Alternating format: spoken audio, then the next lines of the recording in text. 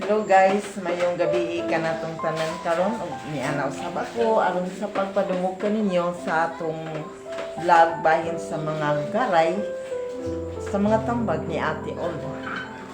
Kani ako karong tambag or title ang mga bahin kini sa mga marites.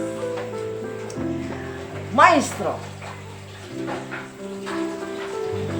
ayaw kamo og pamantay sa uban.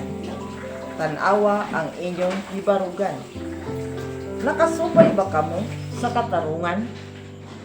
Aron dili kamo mauwawan. Ang inyong mga sikataw, hinumdumi, maoy simbolo sa Ginoo. Pagbuhat kamo kanunay sa maayo. Ug ayaw kalimo may katapusan ang tao. Alagarin ninyo ang katawhan. Sa grasya sa Diyos, kamo katagan. Wala kamoy mga kalisdanan. Ang isig kataw o inyong ampingan.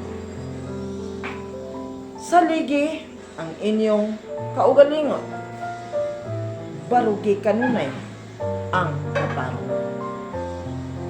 Kay ang kalisod karon sa panahon nagdepende kung unsay inyong binuhatan karon.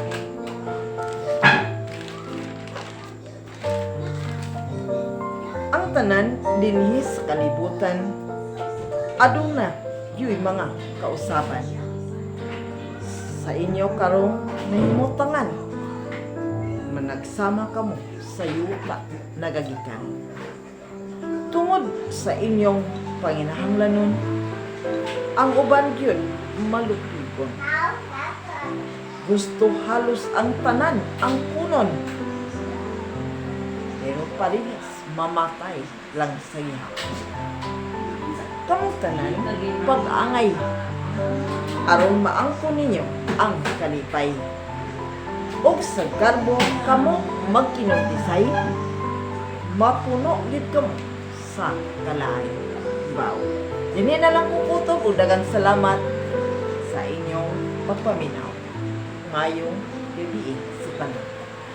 Hello mga guys, hinaot nga pinagi sa akong mga tambag or garay, makahatag ako og pagtulunan sa mga tao nga mga marites.